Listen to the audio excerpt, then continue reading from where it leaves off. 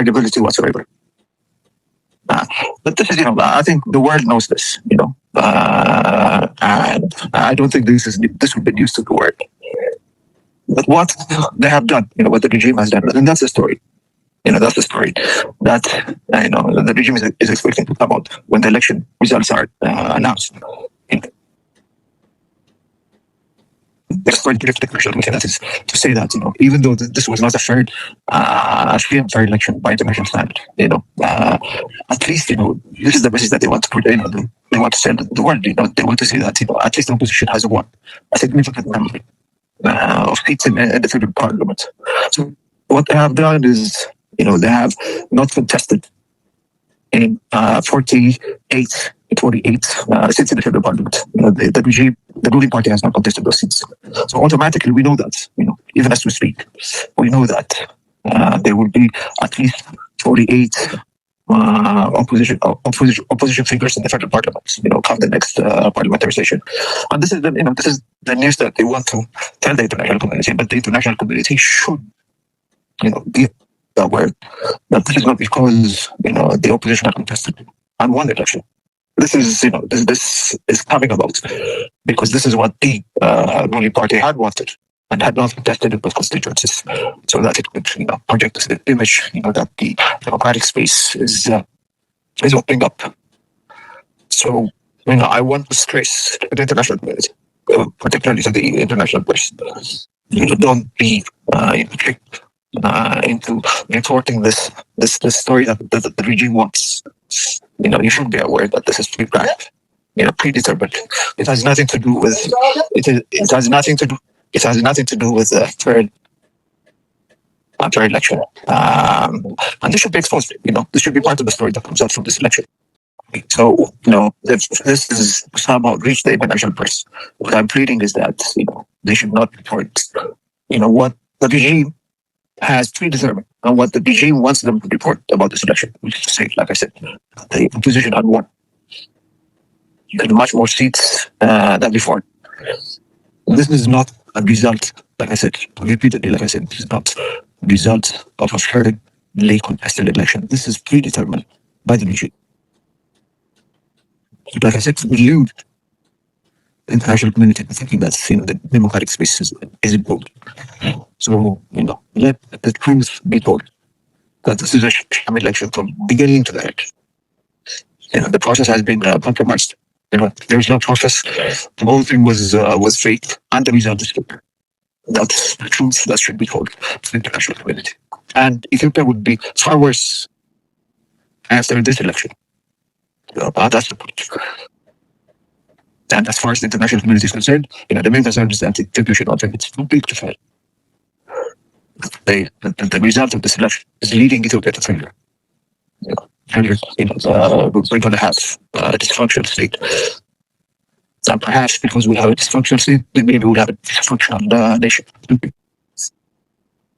And that's the real significant news that should reach the international community. And the repercussion of this, with the international system, the international order. We have seen that happening because of Syria. This is Syria multiplied 10 times. So if there's to be, if Ethiopia is not to improve, we need the assistance. We need the aiding and abetting of the international community. To preempt unemployment. And there should be a sober recognition of the reality of the ground to do this. And that's what, what the government is, consciously or unconsciously, that's a different question. That's what's working the best.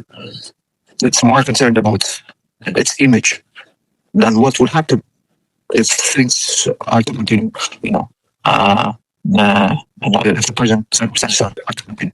That will be a disaster.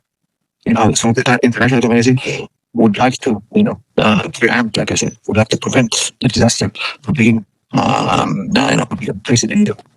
They have to come in accordance with the reality of the ground. And the reality of the ground is that, this election will make it worse. So that's the point,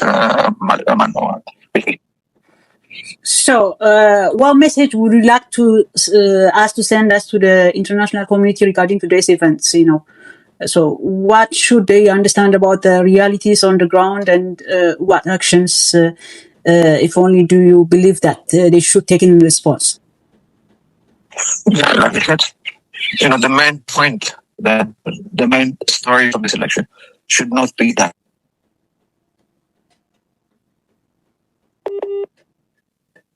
So number of seats relative to what's happening, what was the reality before this. But this election, the reality on the ground is that this election, the result of this election, despite its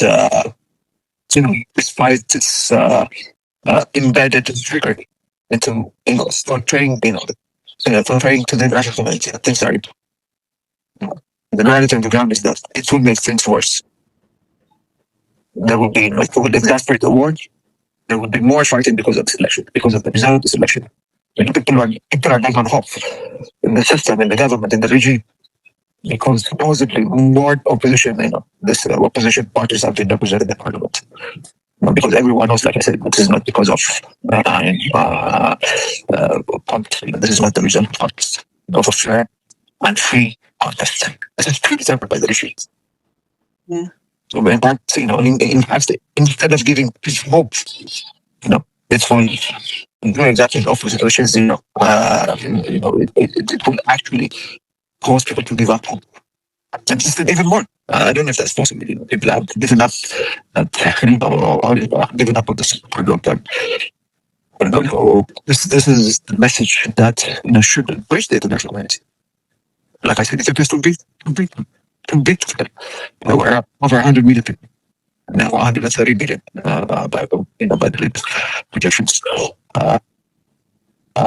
So unless we ground ourselves, unless Western policies of the international community are grounded on the ground, or the reality of the ground, there will be kind of notion that everyone is treated as in other parts of the country. The message is clear. Government is not interested in genuine democratization. It's not interested in genuine dialogue. It's not interested in genuine resolution of very fundamental problems that has engulfed the whole country. Unfortunately, one of them being genocide. That's the most serious problem that's hanging over us as a nation. So the message, is, the government is intent on continuing this war that it has been unable to win. Not only in the Amhara region, but also in other areas. This war is unwinnable for the government, and it's just it's just finding it very difficult to understand. It's still in this fantasy world where it thinks that somehow it will prevail over the armed through military means. If that was possible, it would have happened after that. So things are going to get worse for the government. And that's like I said, unless it comes to its senses and recognizes that this country needs fundamentally, not before. This is not a problem that we'll be able to solve. The problem, fundamentally, the change in this country. We're all heading towards disaster. It's not only the government that's heading towards disaster, by the way.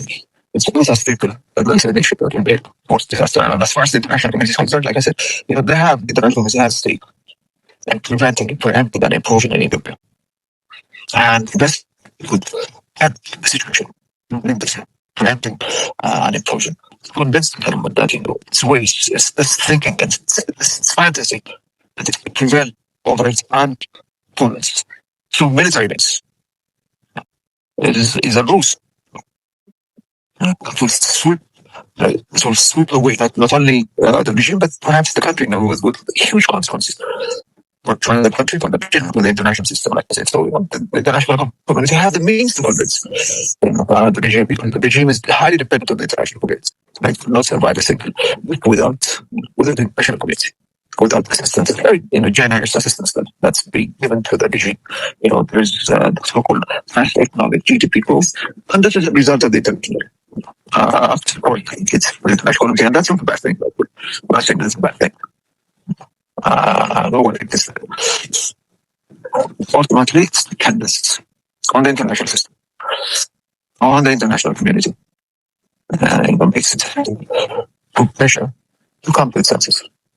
So that's simple. Unless, of course, if it was sufficient, if it had, for example, oil, it would have had more, leverage, between the international community. There's no oil in the country.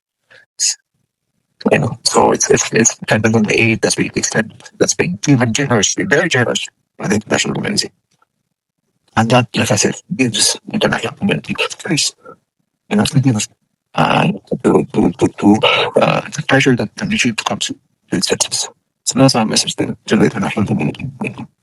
So don't be tricked, this so-called result of the election, which has enabled, a significant number of opposition to part of the parliament.